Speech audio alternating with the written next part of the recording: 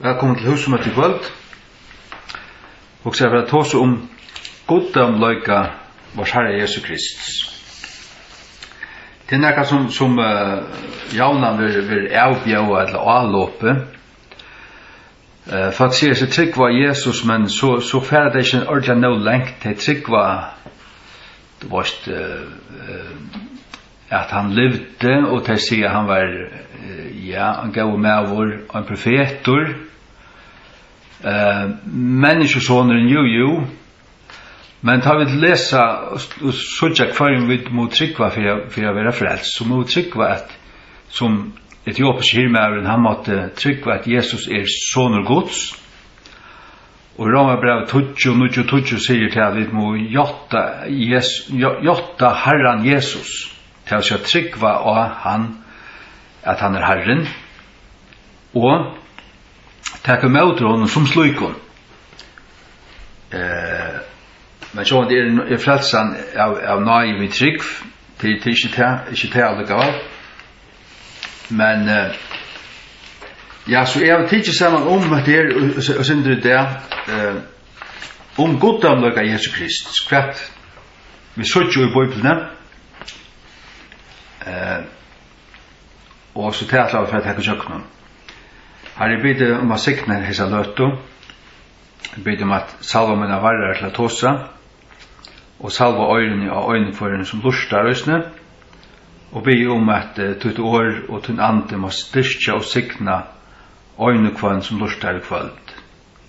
Sikna stunden her er bidde om tunna sikna og nærvero, tunn fri, og tunna salving i Jesu navnet. Amen. Ja. Og i Exodus kapitel 3, ta i god kallar Moses, så spyr Moses hver han skulle si hei sendt seg. Og i Exodus 3, 14, altså i 3 av fjers, her stender, og God sier vi Moses, ere. Og han sier, sva skal du si av i bøtten Israels, hever sendt med tiltikkere. Så det er Guds navn, det er, og han er, som det stender her, I am that I am. Hvert han? Han er. Og så sier han, hever sendt med tiltikkere. Så det er alt av Guds navn nå. Og så sier vi tvert i Jøkken Johannes evangeliet, at Jesus sier skjeiferer Hvis jeg tenker at det er kjøtt i Jøkken nå, han sier løsens brei, Johannes 6, 35 og 48 og 51. Han sier ljøs hansens, Johannes 8, 12 og 95. Han sier ditt nær til seien, Johannes 26 og 90. Jesus sier, en gau hyren, Johannes 11 og 14. I opprørsningen og løyve, Johannes 11 og 25. Veveren sannløysen og løyve, Johannes 14, 6. Og nummer 6, det sanna vintreie, Johannes 15, 8. Så selv om som jeg som tenker å komme 4, 2 og 3 ferier, så det skjei imsar utsagner eller framsagner som Jesus sier i Johannes evangelium. Så sier vi at Jesus er. Vi kan ikke si at vi og hansens ljøs og luftsens brei og opprørsnen og løyve og veveren sannløs løyve. Hatt så stør ting. Hatt goddomlig ting. Vi enløygar. Vi sannløygar, som tilhører gode. Men Jesus kom og sier seg være hetta, og hvis vi færer til Johannes 8, til 738, så hei Jesus og Johannes kapittel 8, han tratst vi fariseeren her, allan kapitlen, og så kommer det lukkast til skarpskjeringar her. Vi leser Johannes 8 fra 6. Halleluja. Johannes 8 fra 6. Jesus sier, «Tikkara fægir Abraham gleddist til a suttja mun det, og han sa han og var glævur. Ta så til jødane vi han, «Tu ert ikkje enn 50 åra gammal, og hever tu se Abraham?» Jesus sier vi tøyr, «Sannelig, sannelig sier tikkun, avur enn Abraham vær, Ta tåg og tar opp støyner og kastet etter honom, men Jesus fjallte seg og før ut ur tempelen, færande i jøkken tar av mittu, og før såløys framvi. Så dette var så alvorligt. Altså, jødene lærte til å praktisere av til å snakke godsbotta i. Hvis tar mettet til å snakke godsbotta, og godsbott er at takke av seg Guds egenløkker. Og ta skilja til at Jesus sier over enn Abraham vær, ja, men Abraham levde for 2000 år siden. Og så sier han, before Abraham was, I am. Det er ikke over enn Abraham vær, Han er ikke bare, men han Det er poenget. Tøy tøyget der opp støyner at kaste etter honom, ta skilt dette som godsbott. Ta skilt dette som til at Jesus tøyg av seg Guds veru. Ja, men annarkort var Jesus vekur og lei, eller passat han.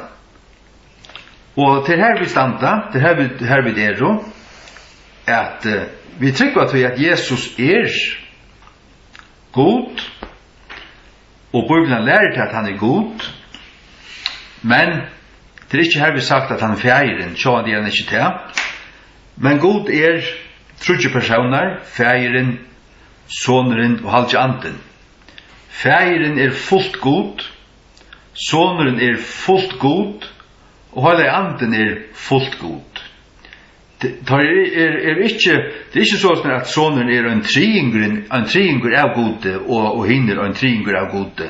Men møter du sine noen, så møter du fullvis gode. Og det samme vi feirer noen, og andan. Det er ikke trudje goder, men ein god, men trudje personer innanfyr goddømen, og innanfyr godskapen. Ja. Så over enn Abraham vær, sier Jesus. Så fer vi til Johannes 8:24. Her Jesus sier nekka det samme. Han sier tverrfyr her Johannes 8:24 først, og så 8:20. Tu sier vittikun at de skulle dodja og tykkara syndun. Til at tid tryggva ikkje at han, ta skuld til dodja og tykkara syndun. Og 28. Ta sier Jesus vi tøyr. Ta i tid var litt opp menneskesonen. Ta skuld til vita at han. Og at gjer i åndje av meg sjalvun, men åndje så feir munni vi lart med, så tal i hese tingene. Her så gjør vi atter at jeg sier årene han, og menneskesoneren, det åkt av de navnene, eller åkt av de tingene som jødene boi av etter. Man ser i Gamla testamentet i imsastene, til dømes til Daniel 6, her ser Daniel ein kvann luikan menneskesinen som fyrir gengande iver til hinn edle gamla og døvun, og til god fægir. Han ser menneskesonen i himne, genga iver til god fægir. Og imse ærastan veri òsne menneskesonen nevndur. Og her sier Jesus at han han menneskesonen. Og utan tar trygg på at Jesus til å si at han lova i Messias, sonur Guds, menneskesoneren. Utan tar trygg på at han han som han så dodja der som syndum. Til å si at vi må trygg på Jesus, og her vi må ha ratta trygg på han, suttja hver han som vi sa da byrja vi, at vi må vite til å suttja og trygg på at han sonur Guds, at han Herren, og òsni at han rent faktisk god. Hvis vi da leser Johannes 8, og som sagt, da vi sier at Jesus God, da har vi ikke sagt at Jesus fægeren, men at han god soneren. Johannes 8, 5 og 6. Her sier Jesus òsne tverrferer, og det ganger en kraft ut fra noen som gjør til at har fattlet til gjerder. Johannes 8, 5 og 6. Ta det kom etter noen her ut i Getsemane, ja. Tar svær av honom, eller fra 4. Jesus, som visste at ting skulle komme av seg, ført høy fram, og sier vi tar, hva en søtja tid? Tar svær av honom, Jesus ur Nazaret. Jesus sier vi tar, i han. Og òsne Judas, som svøyk han, stod tjatøymon, til nekka vi er sånn åren her, da. Så kjøtt som han tar hei sagt vi tar, i han, ført tar atter etter, og fotlo til gjerrar, til var det ondallet. Han sier bare at i han. Men her skal det suttja hver han og at han tala vi fægeren og være i inneligere bøn, og hei fyrrøyga seg og valgt at drekka kærligheten som han sa, som okkar sint. Og her kommer det etter honom, og tar suttja han anlitt til anlitt, og han sier det i årene, og så sier han, i han. Men hver? Jo, Jesus ur Nazaret. Så at tar løyt etter Jesus ur Nazaret, og til hans av hans evige nøvnen, som identifiserer han for de andre høymene nøysene. Jesus ur Nazaret. Som Peter sier vi halta mann, vi fagredyr. Han sier, i navnet Jesu Kristus ur Nazaret. Så at hvis du bare sier i Jesu navnet, så kunne det være nekkur som øyda Jesus, men det navnet Jesu Kristus ur Nazaret, så det akkurat han. Og han sier her, i han, og tar fattla til gjerrar, tar håpa at det hele, kan man säga, og fattla til gjerrar. Tog det ikke en kraft ut fra honom. Ikke til at tar hypnotisera oss eller nekka, men Guds kraft og Guds myndeløy var i vrønnen her, og det var det som gjør det til at tar fotlo. Så fer vi til Matteus 8:23. Det langt og i byrjanen av Nødja Testamentet. Matteus 8:23-28. Her stendur, og hette altså det altså en angel herran som talar vi Josef i dreimen, det stendur i vers 20. Men ja, fra vers 22 så stendur bara så som skriften talar, men alt detta var gjørst at det måtte være oppfyllt, og i var tala av herran og vi profeten, siande, så i en jomfru skal være vi baden, og skal bæra fram son. Og hans navn skulle de kalla Immanuel, som tar til tutt god vi okkon. El merker god, Immanu merker åtlanda av god vi okkon. Det vil si etter profeti som stender til Isaiah 6:14, at det stender akkurat året at såsner, en jomfru skal være i baden, skal bæra fram son, og hans navn, soneren til seg jomfrunne. Så her det Maria som er ved baden av gode, eller av halk andanon, og hun fører en son, og navn hans profetist Immanuel, og det merker god vi okkon. Så at ikke god skal være vi honom, men ta i badene kjemur, så skal god være vi okkon. Det merker det. At oi vi at dette badene kjemur, ta god vi okkon. Ja, men så dette badne god. Og så det ikke god som føyest, men det god som kjemur. Og det ikke god som det ikke en godur som verer til, men det menneskesåneren som god som kjemur i kjøttet. Det vil si at god ble gjørdur til God sonur kjemur, da. Lät oss færa til Johannes 8, for jeg får til ordentlig rett så som det stender her. Johannes 8, så 123. Så 123. Ja. Og i begynnelsen var året, og året var tja gode, og året var god, og året et navn til Jesus. Han Guds år. Hin samme var i begynnelsen tja gode. All ting var gjort av honom så andre personer, og utan han var ikke nekka gjort som var gjort. Så året var, og i begynnelsen var året var tja gode, og året var god. Og så fer vi ned til vers 14. Og her stendur, og året var gjørst kjøtt. Ikke gjørtist, men det ble gjørst til kjøtt. Det vil si at året var ute i avia og himmelen, og det ble tidsi her, og det ble gjørst til kjøtt. Og vi er det, og dvaltist okkar middelen. Og vi sko av dord hansara, dordena som er til øyngittna av feiren, fotle av nøye og sannløyga. Det vil si at året han som ble gittene av feiren.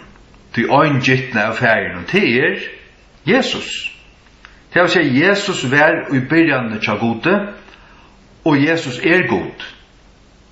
Og Jesus kom ut i evige, og han tok altså kjøtta av hjørne.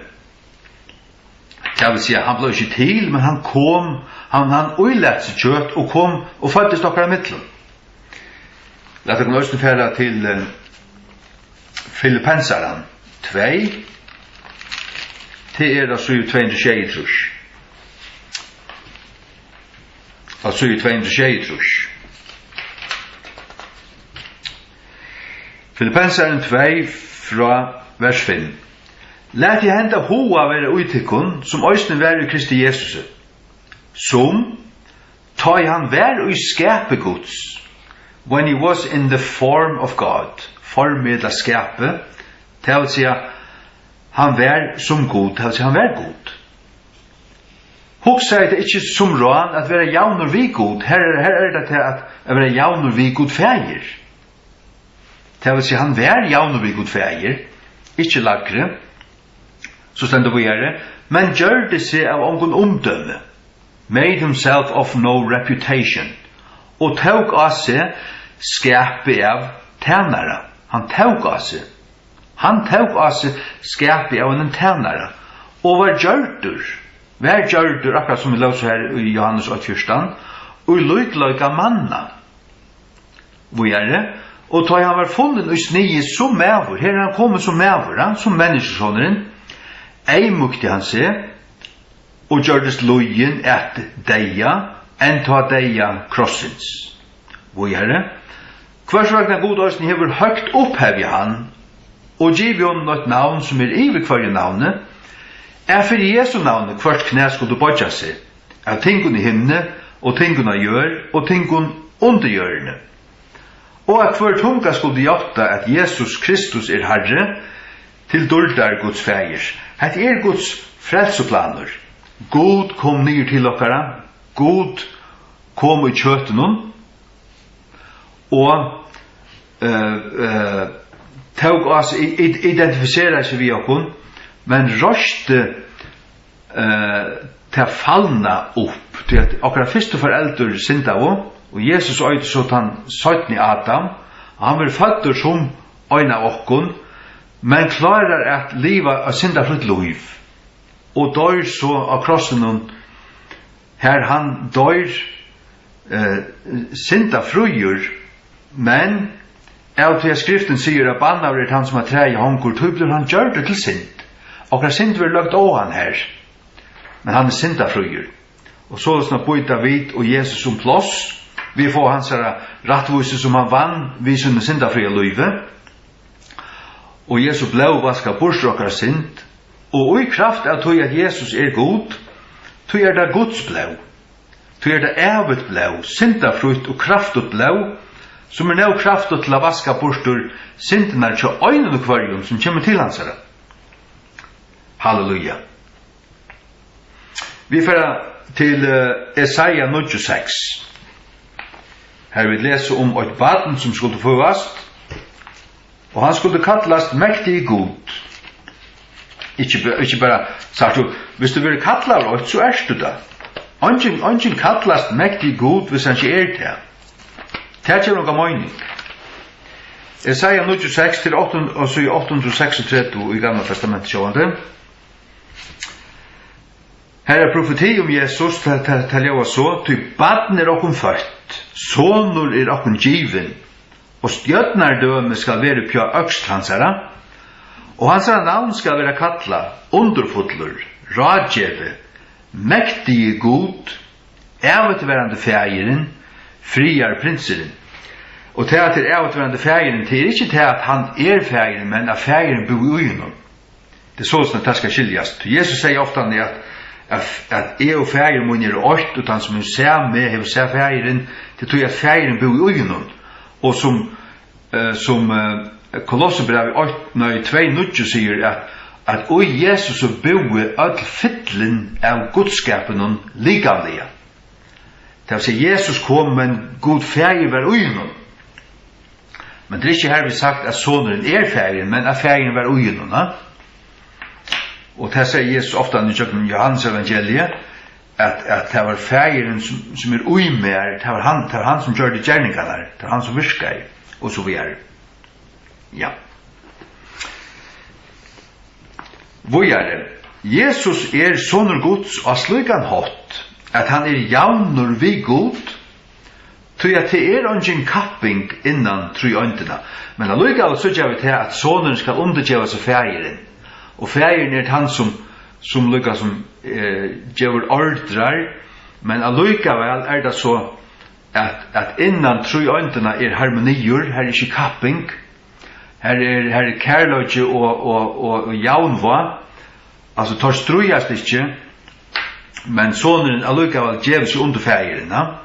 Det leser vi om i 4:15, at ta alt undergivet sonen, så skal sonen også selv undergive seg fægeren, for fægeren skal være alt i ødlun, nekka sånn stendet det her. Men lett oss lese profetier om til at Jesus er god øyren son, til årtusen 34, altså i 820. Vi har underfullt profetier og i Gamla testamentet om til god øyren son. Det ikke noe som knappt ble til noe som jødene, hvis de vil lade øye lese sine skrifter, hadde å se. Og det var jo sjående sommer som så det og visste det. Men nekvun var det underfullt og overringt av trykva. År 2034. Hver er stige opp i himmelen, eller stige nyer? Hver er savna vinden i sånne nevar? Hver er bundet vattnen i klæge? Hver er grunnfest, alla gjerraren endar? Hvert er navn hans, og hvert er navn sonar hans, du doerst a sia. Ja, men navn hans Jehova. Navn hans Navn hans og navn av Tjagod J-A-H. Stendur Salmer 6:3. Men her stendur så, og hva er navn sonar hans? Det vil si, Jehova god, Ushels god, fægeren, hever en son. Og det Jesus. Salmer 2, og så i 654.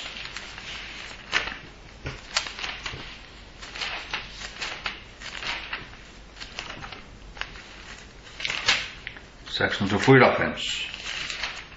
Salmer 2:12. Her stendur: Kisse sonen, at ikke han være fyrsten, og til færrest av vennen. Ta hans av røye vir kjent, berta tintur. Signar allir tøy og seta sutt alit av han. Hvan han? Sonen. God hever en son.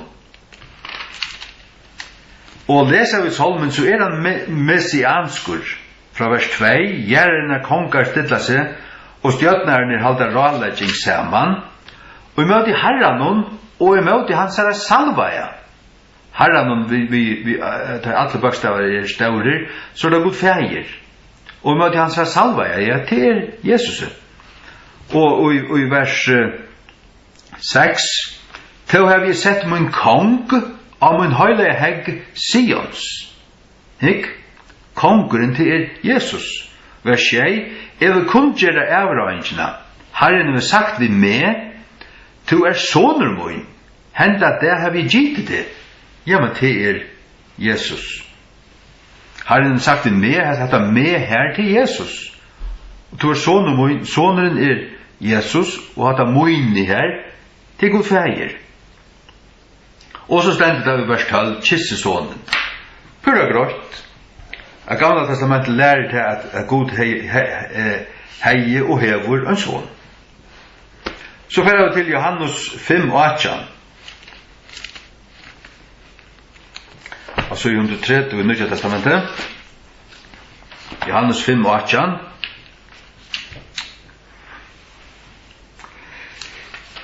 Johannes 5:18. Ta rømte jødene tess møyre at drepa han.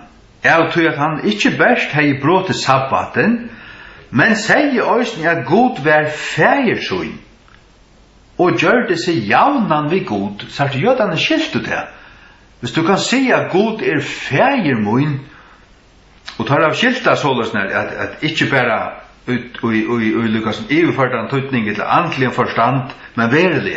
Han har kallat Gud for sin feier, og tar av skilt her, ja, men så en javner vi han, til at hvis han såløsne av honom og slik han hatt, så han javner vi han, og vers 35-36 voisne,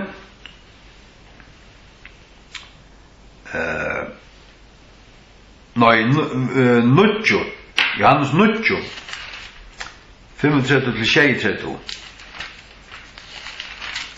Johannes Nudjo, 35-36. Jesus hørte at hørte du kaste han ut. Og ta han i funnet han, sier han vi han, trus du av sånn gods? Han sverre og sier, hvor han, Herre, at jeg kan trykke av han? Og Jesus sier vi han, du hever bei se han, og til han som taler vi til. Folk sier ofte at Jesus sier omgastende at han god.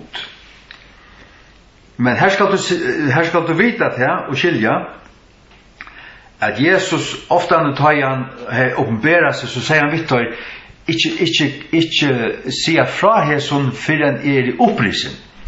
Så med Jesus Jekka gjør, så ville han til at hans navn, hver han vær, skulle ikke kunngjørast, eller ikke lysast for grått, men at det skulle komme stivust fram. Men vi har sett det, og ta i at skriften kommer sammen, at det suttjer vi hvor Jesus og ta han her framme for Elstaranen, og framme for Pilatus, ta vi han spurt oss en bøyløys, du hinsignaie,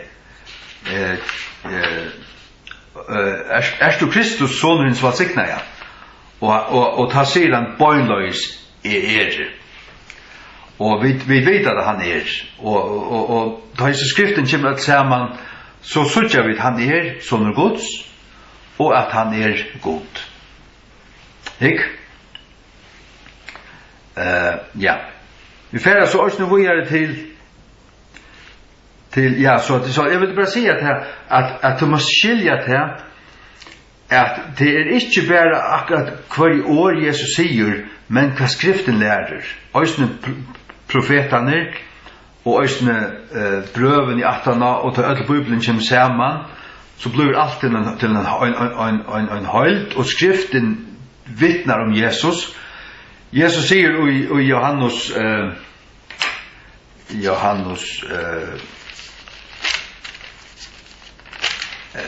men ikke hva det ja, vi kunne færre her, Luka. Johannes 5, 39, det 131. Her sier Jesus, rannsett ikke skriften her, til at i tøymen halda tid etter tæve av et liv, og tær det tær som vittna om meg. Det vil si alt det som skriften vittnar og talar og lærer til pojkar til Jesus. Det vil si at i skriften så kommer alt sammen, så det om Jesus. Og så tenker vi til møte skriftaren er vittnesbordet som holdt om han. Alla usen i holdt, og til det som vittnar om Jesus, og til det som vi bytter okra lærer og ikke bare det som Jesus selv sier om seg selv, men det som skriften sier om han. Det det som Gud vil give okkur. Halleluja. Tror vi det bibli tryggvande.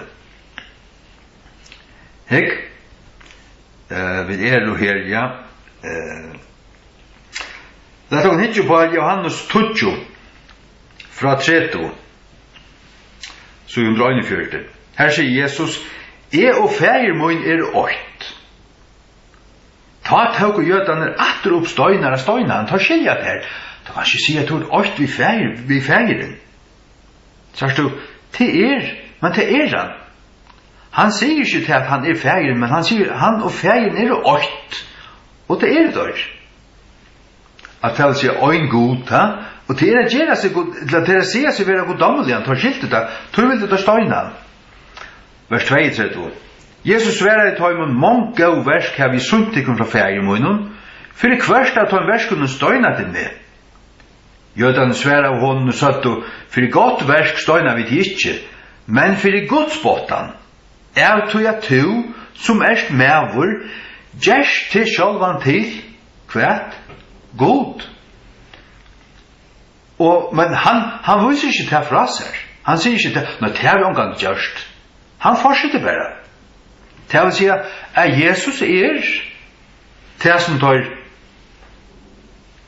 legger han underfyrir at sipa til at han Tog han sier videre, Jesus svarer i tøymon, det ikke skrivet til kra lov, jeg sier til dere godar, om han kallar tar godar, som Guds år kom til, og skriften kan øyvera sliten, sier at de tar om han som feiren hever halka, og sendt inn i heimen til Guds bortast, til at jeg sier, sånne Guds.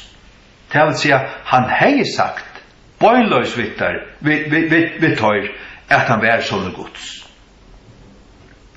Jeg sier at Jesus må ha sagt, bøynløys vittar, ikke ter, men tøyr, at han var sånne Guds. Ja. Og tøy han til, og tar skilja til at det å gjøre seg til god, og tøy viser han ikke atter. Tøy Jesus sånne Guds, og tøy Jesus øyt vi feiren, vers 30, og tøy Jesus god, vers 33. Tar søtter vi han, du gjerst sjålen til god. Og han viser det bare at vi, svære vi sier, altså, sier det om han som feiren er halka, det vil si feiren er halka Jesus, og sendt han inn i heimen, vers 36. Sier det at han godsbåtar er til at han har sagt, sånne gods. Det vil si han har sagt seg være sånne gods.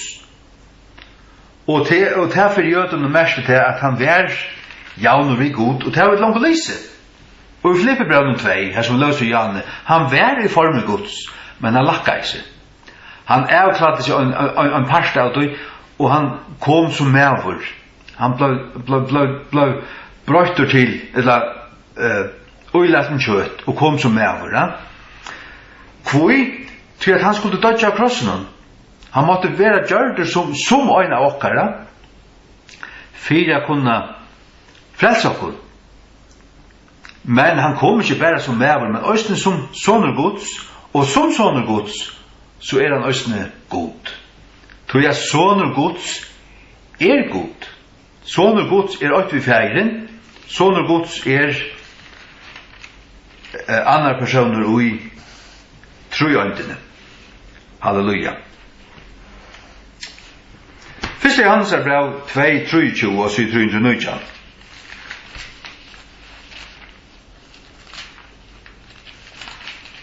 Første Johannes brev 2:23. Her stendur: Hvor som helst og avnoktar sonen, hin sami hever ikkje feiren, men han og virkjenner sonen hever øysene feiren. Det vil si at du måst virkjenne sonen, og ta i du virkjenne sonen, så fart du også feiren. Det Jesus sier, veveren sannløysen løyve, ungen kommer til feiren, utan vi mer. Og at det er by me, det vil si at vi bruker av et eller omveis. Det vil si at omveis vi bruker av tog som Jesus og tog som han har gjort. Filippe brev 2:5-6 til å lese. Vi syner Guds andlige, jeg tror jeg videre gittner av hans åre, så i 4 Petrus brev 8:23.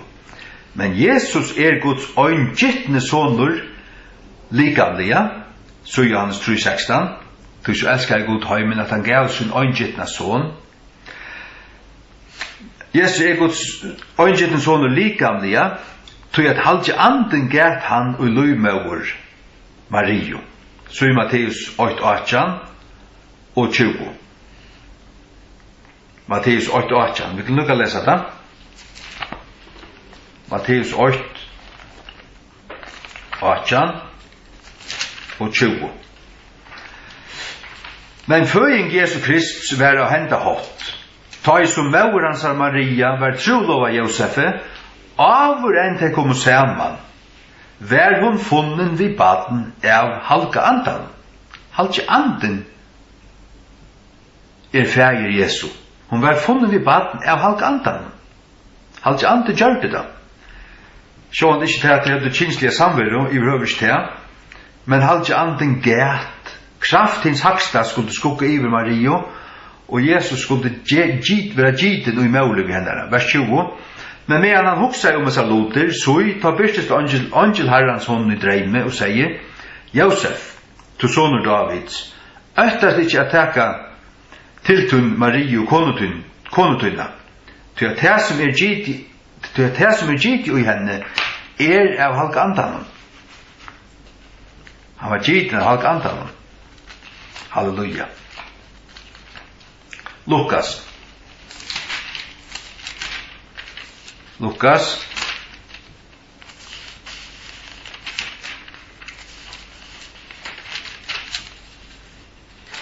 8 vers 35 og 76. Hette angelen Gabriel til han boar for Marie det som skal hente henne. Og angelen sverre sier vi henne, halvtje anden skal komme av til, og kraftens haksta skal skugga iver til. Tog skal løsne inn høyla i lotor, som fødder av til, være kalla vår sonur Guds. Så halvtje anden kom av Marie, og kraft hans skal skugga iver henne, og han gæt Jesus, likamlega, og i løyme over henne, og ta Jesus ble fødder, ta kom sonur Guds. God var, han ble ikke til her, han var til langt i himmelen, men da kom han til gjerder. Halleluja. Sonen 8 vi feiren og halk andan. Johannes 23 og tevel om å lese. Men la dere lese 1. Johannes 5:6, og så i 321.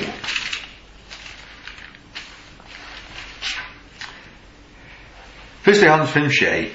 Til at dere trutjer og gjeva fragrøying og himne. Feiren, åre, til et år, et navn som Johannes brukar om Jesus, åre, vi løste her i Johannes 8:8, og halvtje anden, og heser trutjer og 8. Tar ikke øyn og sammen, men tar 8. Den gamle danska bibelen sier, og disse tre et, ikke en, men et, de et, tar 8. Det vil si, tar komma sammen som 8. Ikke øyne sammen, det vil si øyne god, men trutjer, men tar 8. Matteus 28:19. Matteus 28:19. Og så 46.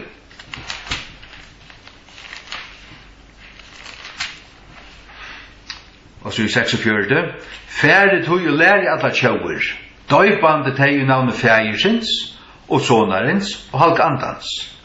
Det vil si, vi døypa det til okkara god. Og til fægeren, soneren og halvjanten. Så det vi døpt til at tilhøyre gode. At vi er døpt til feiren, sonen og halvjanten. Just ut i ræfelgjene. Just ut i ræfelgjene. Halleluja. Vi er det. Jesus ble spurtur, erst du Kristus, soner hins valsiknaja? Point han skulle avrattast, da? I Markus 14, 1-2, til så i 1 av fjers. Så i 1 av fjers. Ta sier han, bøynløys. Han sier,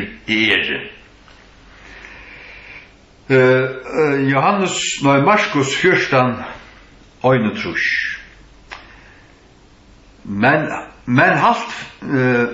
Men han helt fri i søgnen og sværa i åndsje.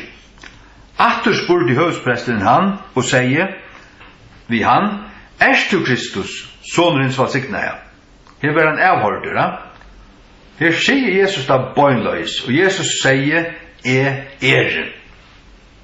Og det skulle suttja mennesker som sitter ved høyre hånd krafter og kommand i skudgen himmels. Kanskje ta Jesus kjem atter, ta skulle vi suttja han, vi skudgen himmels. Og vi skulle suttja han sitter ved høyre hånd krafter. Ta der Stein av Stefan, og gjerningen av apostlarna tjei, ta sier han, jeg suttja Jesus standand ved høyre hånd Guds. Ta han røst seg til å takke mot jønna. Men her sier han bøyløs, han Og Jesus ber Torvik først ikke sige fra hvor han var inntil etter opprørsene. Og til kvui, jeg vet ikke, Jesus må ha haft andre grunner for det, men folk ikke tro spekelig mer av han. Hvis vi fører til Matteus 16:20, og så i 24. Og han spyr sånne lærersvenner, Hvor tar sier han vera? Vi sier Matteus 16:13. Matteus 16:13. Ta Jesus kom inn i brettene av Caesarea Philippi, spurte han sånne lærersvenner og sier, Hvem sier menn at menneskesoneren I, the son of man, am? Bor i som spurningen, han sier her at menneskesoneren Så er det årene det her, noen menneskesoneren, til at han det vers 14. Og tar så at sommer sier at til hans døybæren, og sommer Elias, og Jeremias, eller en av profeten. Han sier vi tar, men hver sier tid at Og som Petrus svære sier, du Kristus, sonerens levande Guds. Og minst til alt som vi da lyser, at hatta for jøden, at vera sonerens levande Guds, likamlige, inn i en gyttene, til å være soner Guds, og til å være javne ved Gud. Til jøden vil det støyne han, ta han sier det. Det vil si at hatta å si at vera soner Guds, og vera Kristus, til å være at han lover i, og til å være egentlig godkommende kjøttet. Til å være javne ved Gud, og det han. Vers 16. Og Jesus sverre sier vi han, valsignaur du Simon Barjavna, til at kjøttet blå hever ikke oppenberet her til, men feirmån som i himne. Vi får ned til vers 20. Ta alle i hans lærersvånden, at har onken mannen skulle sige, at han var Jesus Kristus. Og at han lønner der, vi kanskje ikke ordentlig skilja kvui. Ja, men hvis han var til, og til skulle komme fram, kvui kunne ikke bare boast på en av ved. Nei, til å være som hun åpenberer at han var menneskesåneren, som hinnen i Johannes Nutjo, han blinde her som han grøtte, ja. Men her åpenberer han lærersvånden at han Kristus, sånens levande Guds. Allikevel sier han vittar at han skulle ikke se det. Ikke før at han var opprisen. Hvis vi nu fører til Johannes, når Matteus 16:9,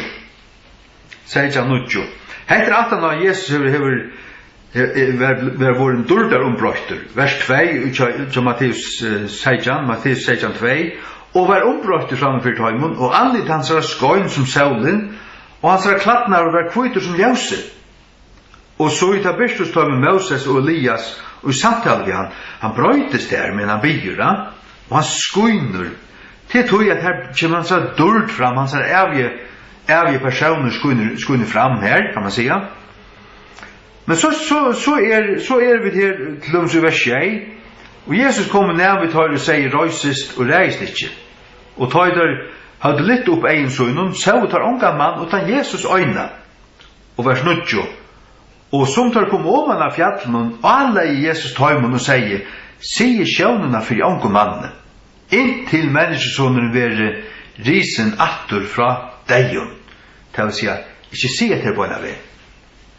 Tar visst du det her, og det skulle si at søttene, det vil si at vi genga vi trygg. Vi må trygva at Jesus han som skriften sier og åpenberer okkon at han og til så som god vil, og sin stivust, som tåla bara at trygva av han som en gav mann, som bara profet, som bara menneskesonen, som soner Guds, som Herren, men vi vet at han ikke bare Herre, men han Herren, han i og han i så han åkt vi god feir, og det han langt åpenbæret, det har vært langt å se her i kveld. Og han åkt vi feiren, ja, så han god. Til Bibelen lærer til at god trutjer, men ein god. Og det landardommeren og i truandene. Jesus tog imot tilbyan, bæge åren og etter opprørsningene. Matteus 20:20, det på en del. Matteus 20:20, ta kom til hans maur Zebedeus-arbattene vid sonen sønnen, tilbe han, og tråd et avvist ting av honom. Hon tilbe han, hon visste det, hon ser undrene, og hon tror virkelig av han at hon tilbe han. Matteus 28:16 til 7:46. Matteus 28:16. Og tar der så han tilbøter han, men summer i oss. Det tog at ja, summer hadde ikke vi har tryggva. Sjalt at han var opprisen. Og han stemte tommen 12 stevn her av fjallen, men her var ganske verre ånder vi. Og det vil si summer i oss. Men tar som tro og tar tilbøy han. Halleluja. Ja. Og Johannes 20 til 126. Johannes 20, 8 og 20. Halleluja. Godt å søke hvor Jesus Og det er alt å si, og alt avgjørende at vi søker han rett, og at det ikke noe ive. At vi vet hva skriften lærer om han. Just hvor han Jeg vil ikke søke han for kjært. Johannes 20, 28. Til Thomas, ta i Jesus, ja, fra vers 26. Og etter 8 dager var han seg lærersvåner atter for innan, og Thomas vidt honom.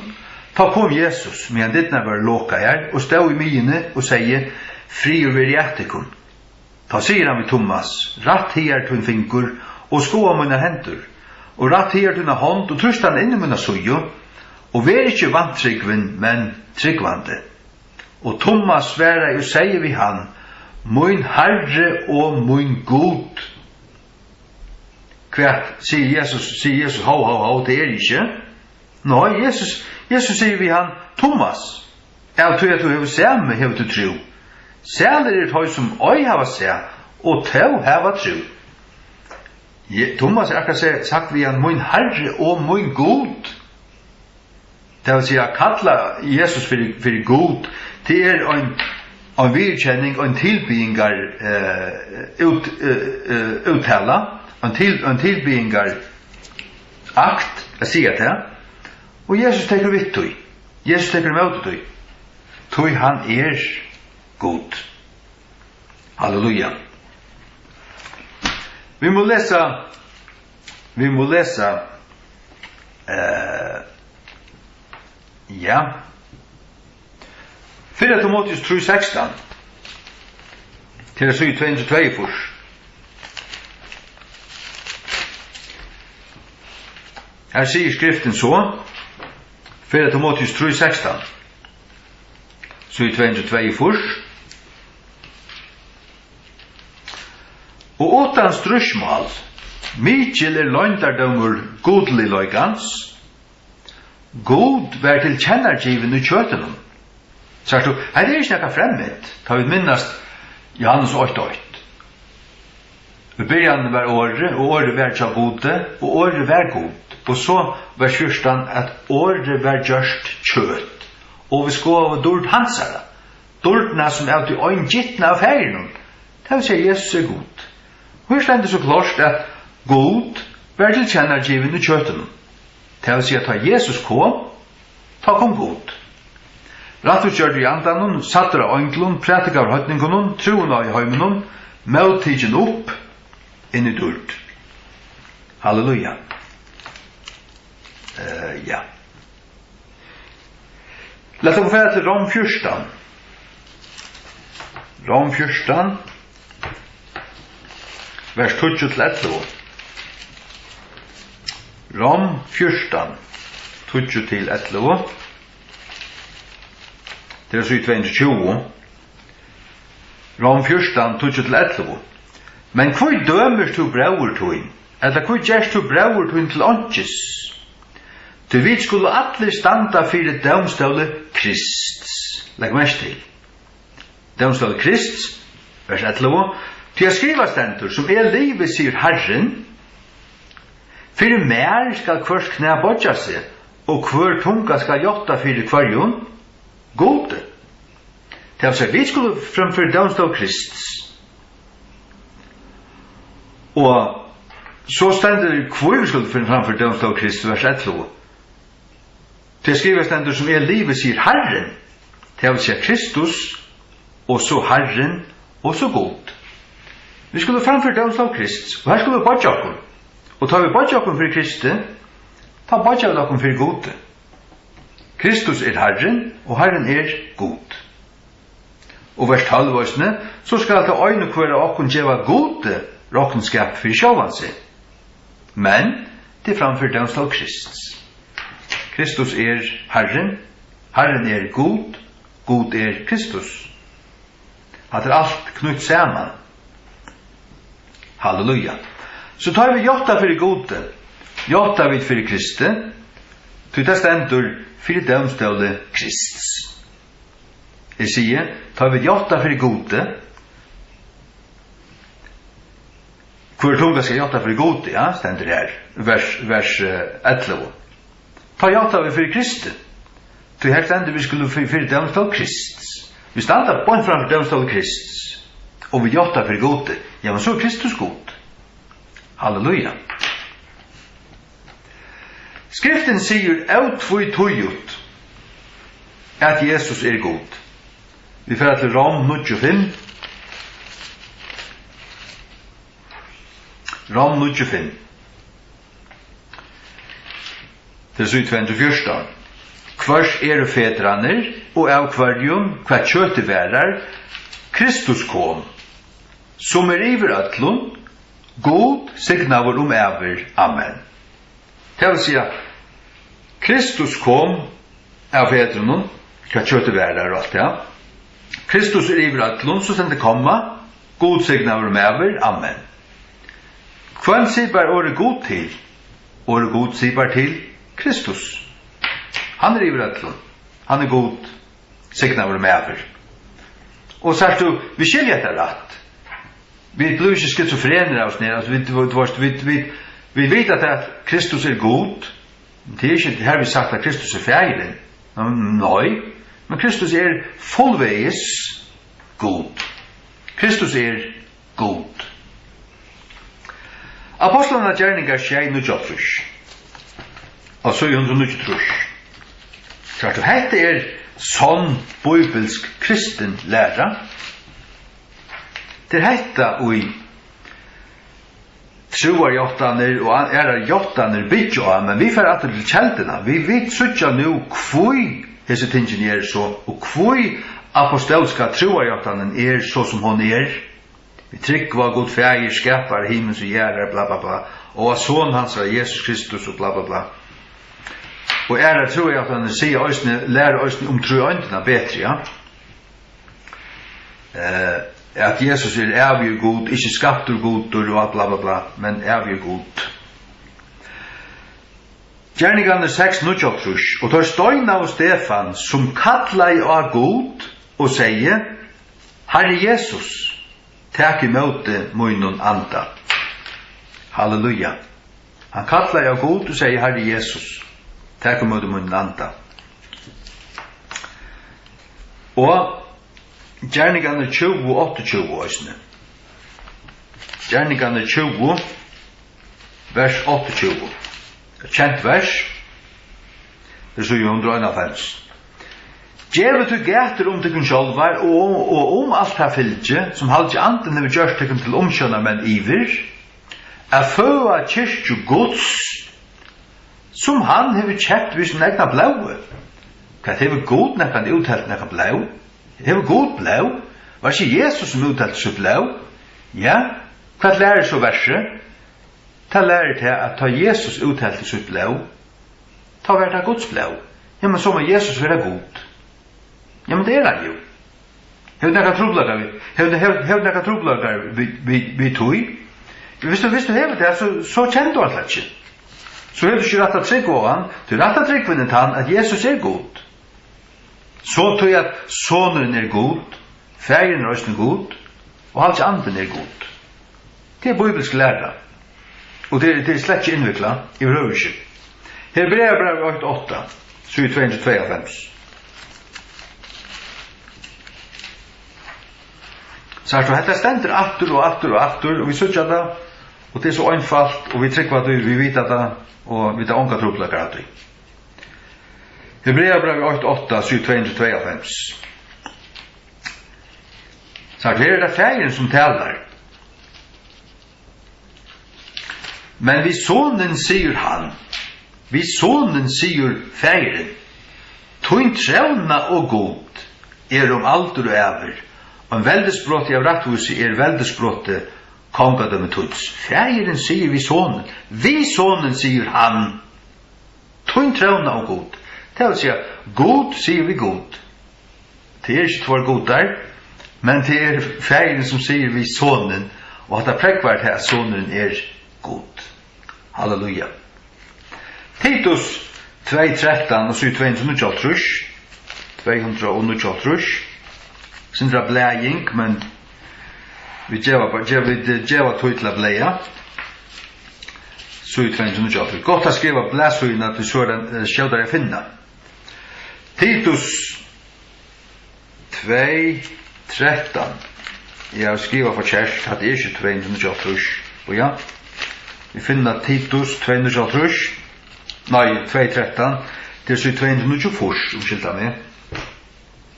2:208. Titus 2:13. Vantandi etter hinn sæl og vevn, og durd miklu byrsting, hins mikla gods, og frelsara vars, Jesu Krist. Legg verslig, her har ikke kommet og gjør det fløy bare. Hvor skal byrstast? Hinn mikla god, og frelsare var. Det vil si, han en mikla god for i ötlun, men han frelsare var. Ta han byrstes, så skulle alt suttja han. Og som vi kommer suttja han som en mikla god, men vi kommer suttja han som frelsare i okkara. Han kommer etter okkun, og vi blir ombrøyta, men alt kommer suttja han som en mikla god. Han god, ta han byrstes, og han okkara frelsare. Svarst du. Ikke bare til han byrstes, men til hver han Halleluja. Jesu blau hever mått at kjeipa og rønns okkun. Til at han utan synd, 4 Peter 2:22, og til at han god. Til hever Jesu blau mått at rønns okkun. Nu sier vi til Gjerningapostlene 20:28, som vi løser i Janne, at for fylgje gods, som han har kjøpt ved sin egna blau, ja. Jesu blau hever mått til at kjeipa og rønns okkun, til at han var utan synd. Og ikke bare til, men øysene tog at til Guds blau. Og til Guds blau tog at Jesus god. Tog det Guds blau. Og tog at han var utan synd. 4 Peter 2:22 sier til at Jesus gjør det unga synd. Næsta punkt. Jesus, sammen vi fægeren, skaparen. Jesus, sammen vi fægeren, skaparen. Lät dem hitcha etter Efesus 3:9, 2:1. 2:1. Efesus 3:9, 2:1. Og a få alla menn a sjå hva samfella løgndardomsins, som fra byrjan veraldarinnar hefur vært fjaldur i gode, det vil si løgndardommen hefur vært fra byrjan veraldarinnar fjaldur i gode, som skapte allting. God skapte allting, men hvor vi Jesus Kristi. Og det ikke saman vi, men vi, det bei, det lukka som vi brukar av. Det vil si goddømmeren, godhøtte, skapte allting, men det var Jesus Kristus som utførte det. Det var han som gjorde det. Jesus skaparen. God fægir røsten skaparen, men Jesus lykka negv skaparen som fægiren. Så vi løser her i Johannes 8:3, av honom var allting skapt. Johannes 8:3, og fyrsten var året var ikke god, i året var god. Så stender i vers 3, av honom var allting skapt. Av honom, åren var allting skapt. Året ikke bare et hotek, året en personer. Til året var just kjøtt. Og trudger tar som vittne himne, fægiren, året og halvt anden, hest trudger åkt. Året lukka avgjør som fægiren, året vil alltid være til. Kolossebrevet 8:16 løsne. Til 7:280. Så man skal lukka som heva tungene midt i munnen da man tåser om disse ting. At det er djupt, og man kan fløtjast, men hvis man hever det på plass, så kan man tåse om det. Guds år hever, eller Guds ande hever lært meg disse ting, jeg vil hukse om det avteljande tøymer, og tåse om det også oftane. Kolossebrevet 8:15, fra 14. Og i kvarjen vil det ha endeløysing, jøgnen blau hans herra, enn ta fyrir djevning sindana, så han tåser om Kristus her. Så slår det 15. Som mynd hins avskjønlige Guds. Jesus mynd.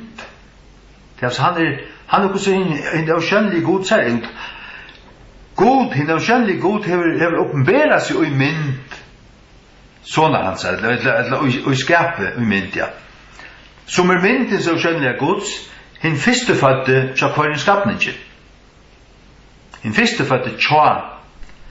Okkara fyrstefødde Jesus. Til hans rang, til hvor han Halleluja. Det er ikke til at han nekka byrjan, men han okkara fyrstefødde. Hvor til av honom var alt ting skapt. Av kvarjon, henne fyrstefødde, som kvært.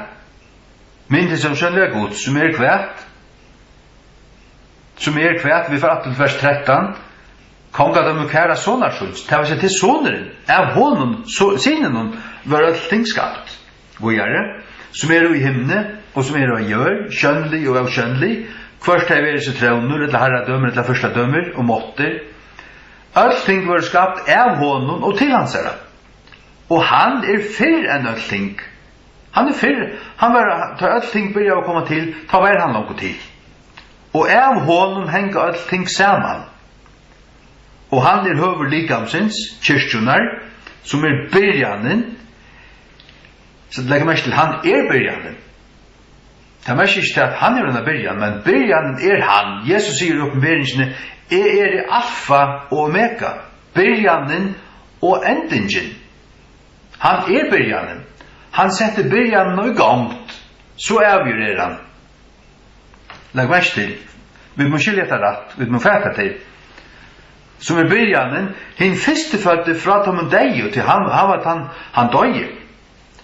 Men han ser opprøsjen til han røys opp, hun av slukkens leie at han døyer omkant i atter. Og vi som han ser vi skulle omkant døy atter, Jesus røys opp, så riser folk opp fra Deio, men de måtte døy atter. Men at han Jesu opprøsjen, så en nytt opprøsjen kommet, man omkant døy atter til evige, det byrja i hånden. Det vil si, han kom ned, han var nok en evig løsning. Han undergikk det igjen, men han røys opp at for omkant døy atter. Og vi som i hånden, vi som i fjallet i hånden tryggva han, vi skulle røys opp omkant døy atter. Halleluja. Tøy han den fyrstefødde fra dem deg, for at han i ødelen ting skulle ha en fremste støv. Og så vers 9.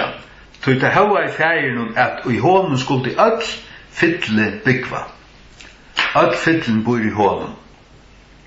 Halleluja. Så høyt det er god feir herja Jesus. Han har givet en alt.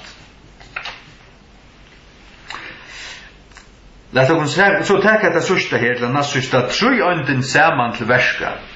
Tru ånden saman til verska. Lukas 3:22, så i furs. Så i furs.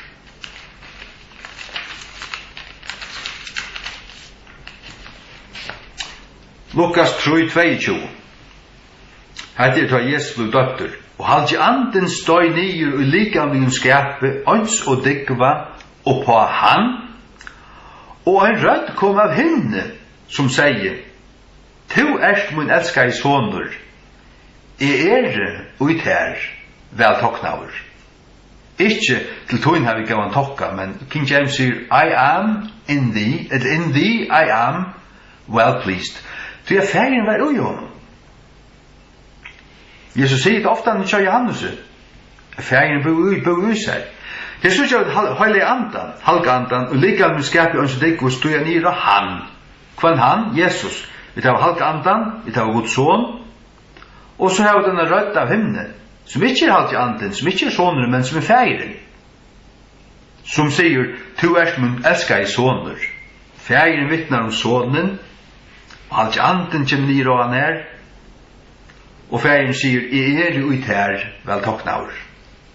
Het Guds ord, totalt, så da fløyter jeg tror, ganga skje. Matteus 16, dårdar ombrøydingen av fjallenen. Her hender nekka det samme, Matteus 16, 24. Og etter 6 dager teker Jesus Petur, Jakob, Johannes, bror hans herre, og løyer tar nian et høgt fjall øynseres, og vær ombrøyter framme for tøymen. Vær ombrøyter was transformed before them, eller transfigured. Og anlitt hans er skøyn som solen. Her er ikke et menneske. Hva er det for nekka? Han er goddomlig. Og hans er klattnaver vær kvitur som ljøse. Og så i taberstustommen Moses og Elias, og i samtale vi han. Ta Peter til året og sier vi Jesus, Herre, det er godt så kunne være her. Om du vil, så lett å kunne gjøre her 3 tabernakel, ter 8, og Moses i 8, og Elias i 8. Men en tala i sui, ta skukka i 8 bjerst, skudj i virtøy, hatt halde anden. Og sui en rødt, atter her, et ljøs, og så en rødt. Rødden er god feir. En rødt ut ur skoinen, her er god feir, lukka som inn i ui skoinen. Og jeg sier, hette er min elskar i soner, og i kvarjon atter her så stod det til årene må vi, annars må man pervertera Guds år, da var det ikke mer å gjøre. Først skal det krossfestast. Og i kvarjon veltoknavur, høyre han. God feir var ui sinen, til at ui hånden bor at fytlen likamlige, til at Jesus kom, ta kom god verilige. Jesus og seg selv god, men færen kom også i honom, og halt ikke anden kvult av honom. Halt ikke anden kvult av honom. Sagt han settes da han her, men han får ikke borster. Han kvult av honom alle tøyene fra torre stund. Så han sa til han at han skulle byrja, han skulle hava fytlene, og han har bruk for kraften her til undrene, som skulle hente. Ja. Lad oss lukka færre til 4 Korint 12 og 7:235. 235. Her vil lese om andlige gavnar, men til andre ting også. Her skjøtja vi andan, sonen og fægeren virka til å ha kursen gjerning. 4 Korint 12, 4, 5 og 6. Og så 235. Nå, det ymsløykar av gavun, men i samme anden. Og det måner av fyresittingun, men i samme Herren. Så har vi det av andan, så har vi det Herren. Og så i vers 6. Og det ymsløykar av virknavun, men det i samme kvært, god, og i virkar alt i ötlun. Det vil si gavnar, gavnar, ter omsider anden. Halt anden han som døyper og gjever gavnar. Det måner av fyresittingun til fyresittingar og i kyrkjene. Jesus høtti i kyrkjen, han skipar sånne kyrkjo, han kallar øyn til å være pastor, ærer til å være eldstar, han salvar øyn til å være lærere, og ditten og datten. Det måner av fyresittingun, administration, sier King James, men i samme Herren til Jesus. Og det ymsløykar av virknavun, diversities of manifestations, men det en samme god og virkar alt og i ötlun. Det vil si at ting manifesterast, komma fram, så det god fægir som virkar det. Halleluja. Ja. Yes, tror jeg ånden løgnest og i ratta og sanna teksten til okkun kongar og prestar grunda ut. Åpenberingen 8 kallar okkun kongar og prestar til seg i andlig forstand, til vi da finnes myndløyga og prestar tjenast i andanon. Hvis vi tenker på Kolossebrev 2, og 7:241, Kolossebrev 2:2, hikka det jo. Her stendur, og vi løyde etter 3 øynden jo her. Hon løgnest, men hon her, og i retta teksten så kommer hun fram.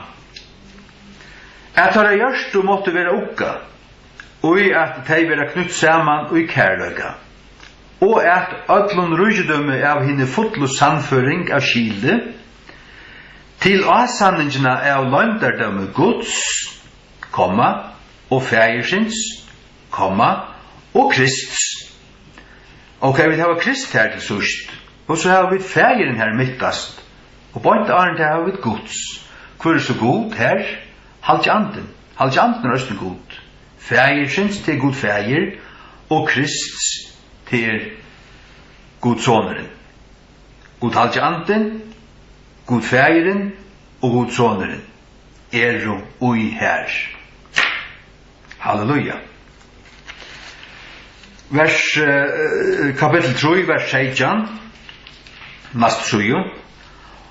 Og hva som helst til gjerra i åri etla gjerri alt i Herrans Jesu navne, takkande gode og fægirno vi honom. Sagt du har sendt ikke takkande gode fægir, men takkande gode og fægirno vi honom. Vi kvarjum vi Jesus. Ja, fægirno så god fægir. Hvor så god det her? God det halk andan. Peter sier vi Ananias, ta det loje for kyrkjene, ta sier han, det ikke loje for mannen, men for gode. Og i sammenheng som stendet, ta det loje for halve andan, men han kallar han god. Halve andan sjående god. Ikke en tringer av god, eller en parter av god, men fullveis god. Øysten i halve andan. Vi får til 4 tess, 8 troi, til Øysten i neste søyo. för att det landet bra och troi.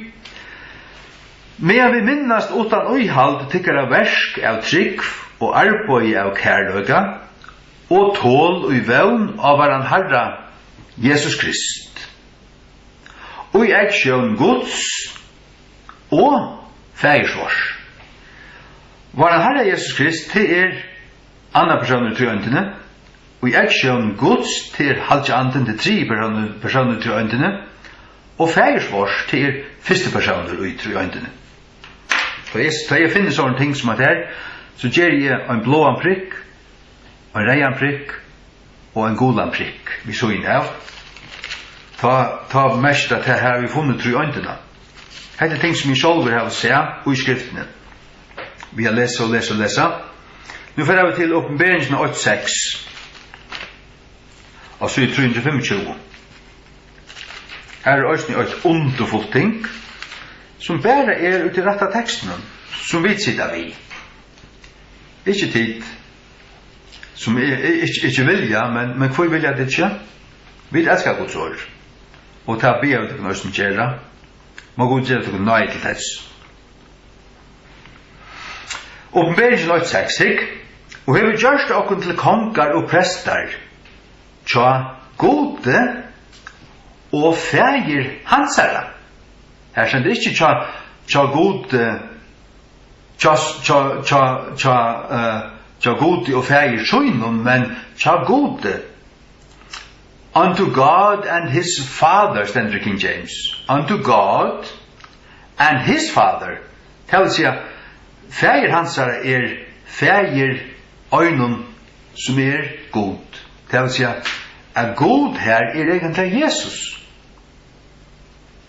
Han har gjort okken til kongar og prester tja gode og fægir hansara. Fægir hansara god fægir. Jesus soner Guds. Halleluja. Det er det som løgnest her, men du må greve etter det. Men det her. Men det finner du ikke i Bibelen Dals og Viktors. Etter hinnen perver sjønnen. Så fører vi til Isaiah 11.2. Til 18-23. Og det tingene jeg ser i enske King James, det har vi tøyt såløsne at det varvårt fullkomlige intakt og i føresko King James. What you see is what you get. Take it or leave it. 18-23. Sørst du, hikk, Isaiah 11. Og det skal komme fram språte ur stam og uisais, til så i 18-23. Det skal komme fram språte ur stam og uisais. Uisai var pape Davids. Jesse. Det skal komme fram språte til å si et avkom ur stam og uisais, og en grøyn skal vaksa ur rødun hans. Ok, hatt er Jesus.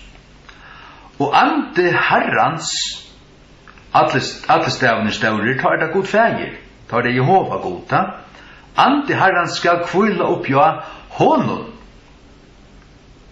Og hvis du bare tenker hans åren her, ante herrans skal kvila oppja honom, du tror jeg gjør noe i hans åren her. Ante herrans til heile anten, og så er du herrans til fægirsins, skal kvila oppja honom til Jesus. Du har tre øynehøytene og jeg som versen her. Ante herren skal kvile på hånden. Du har høylig andan, du har god fægir, og du har Jesus her. Halleluja. Øysene, Isaiah 48, og så 18-24. 18-24. Det er underfullt her da. At han fikk bare ikke det med en sett. Jeg har sittet i bøst i første øyne 28 timer der. Fasta og bi og bøst i Guds åre. Og så fermer godmål der. Underfullt. Og så tømmer ikke gonga møte opp. Drumpar. Tiden da, vi der skal Guds åre lykka vel. Og gjør det kan ta skøy for skøy, hvis du skøy det hvis du ikke gjør det så drumpar. Drumpar. 8-4-16. Ja. Komme nær at mer, høyre hetta.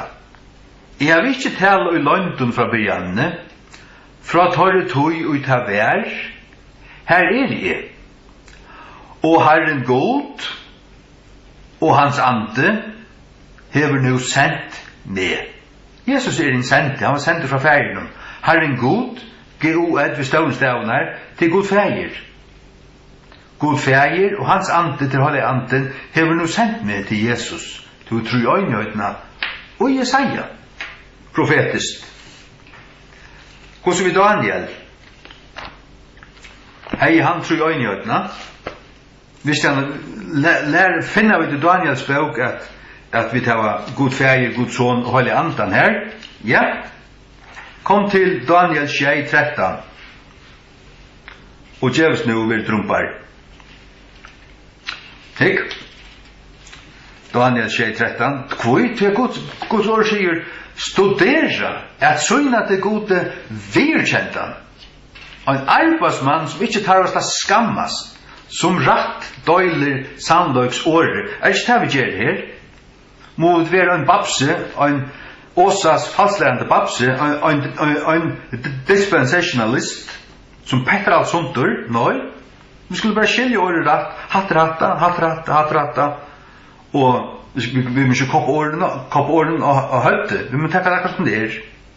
Daniel 6:13, og jeg sa i nattarsjønnen, og så i øyn, lykka som menneskesåneren, like unto the Son of Man, vi står rundt, kom vi skudjon himmens, og kom til hin fyndar gamla i døvun, the ancient of days, fyndar gamla vi stauren, at det er personer, og tar ført du han nær framfor han. Så du, Jesus er ikke fægren. Fægren er ikke Jesus. At det tvær personer, ætskilder personer, høyre det til de som lærer Jesus only, de som er fastlærende og lærer at det er modalismo, og rører alt sammen i elbida og sier Jesus vil være fægeren til de fastlærere. De er fastlærere, de skal kalles til omvendinger, de som lærer Jesus only. Det er omkring slukka møgnøyder i Høyvøk og Havn og Kodlafyr, jeg vet ikke hva var det at? Nardos, lasana. Men skammer det kan jeg til fastlærende klotter. Daniel 6:3, så er det Hellige Anden. Finst han i Daniels bok, så han det. Bare ble jo en av søy og aktor, så er han her. Daniel 6:3, ta var hesen Daniel flottur opp, og pomforsettarna og prinsarna, tog en framurskærande ande var oi honom. An excellent spirit was in him. Men hadde Guds ande som bor i honom. Sjålt om det ikke anden ikke stendur i stauren her, så er det han. Det er han. Det er anden som ande Krist, ande Guds som gav honom. Han viste dem. Og sjøvnene og dreimene og alle sjøvnene som han fikk, sjålt om det var ønkler og som virka av vi, så var det Guds ande som var ui honom. Halleluja. Ja. Årtusen 25 sier, det sier, til dørden tja god i at løgna og en lot, men konga høyur er at grunda og en søk ut. Og det er det som vi må lære å gjøre, at hver djupt i Guds år, grunda ting ut, sulla det opp, og fenga det, og skilja det. Og det er det som vi gjør her til dømes i Kolosserbrevet 2:2, 3:6, og 4 8:3, og Konverensjen 8:16, Isaiah 11:2, 8:4-16, atlas tingen her, Daniel 6:13, 6:3, er sutja, sjalt og i tomme myrskast og plåsen, og i gamla testamentet, og ærestan hikk, her tru i øynehøyden, her er god, her er soneren, her er færen, her er halve anden. Her er ikke nekka nytt som ble oppfunnet i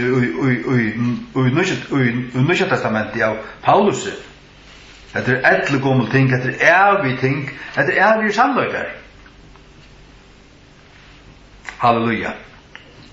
Takk for lov. Så god må god varvøyd okken i trunni av goddomløyga Jesu Kristus. Og i trunni av hinn trui øynda god, må han alltid være okkara god av sonnun, utan uiblandan av lign etla false. Og vi tar okkara lærer, okkara trygg, røyna og sanna, og kjenne okra god og vita kvui vi trykker og sier at han ikke bare sånne gods, men Jesus god, og at han enda skaparen. Det merker ikke til at, at han erstatter god feir, men det merker til at han lykka nekv god som god feir, og han lykka nekv skapare som god feir. Det han. Det lærer Johannes 8 og Kolosserbrevet 8 okkon, og understøy øysene. Halleluja. Takk for stundene. Takk for stundene. Takk for det år. Takk for det først i King James av føreskon, eller King James Bibelen av føreskon. Hver no ansa og alt rett, man vet det. Og de tingene som varvått her, og så fantastiske vel utlagt og åreie, at vi har det nå rønt og rett av føreskon. Vi som ord, som kraft, som rett, samme rettløyga, som klare lærer. Vi tar enda i 1. Johannes 5:6 vi endelig, som også til et år 100%. Det annars stender år som personer bare 6 ferier i Nye Testamentet, det passer ikke, det er sjående 6 ferier, og til 1. Johannes 5:6 vi. Halleluja. Vi tar sikna og styrkja på en ønstakker som lusta, gamlan som ungan, salva og styrk deg til å standa fast i trunne, og til å løse og skuina og vinne ånderfyr til de tøyene stått og kommer kjøtt, og det stittes for kvann det som fer. Vi ber om at tøyn broen må være verken, ha olje og lampene, og være klar til denne komo. Og enda går man seg eike olje i kanonen, så at om det skulle slakna, og det skulle for å dreie ut, at det så få det brenne atter, og kunne fære inn, som tar hikkende broer man kjenner, ikke som tar avviso, som olje for hadde olje, som det olje for ei brent kjøtt, det var slakna seg tommen. Og det slår ikke inn, det var bror og mørkjar, men oljen slokna og oljen i høylig anden, men det hadde ikke anke olje ta til endan, og det slår ikke inn.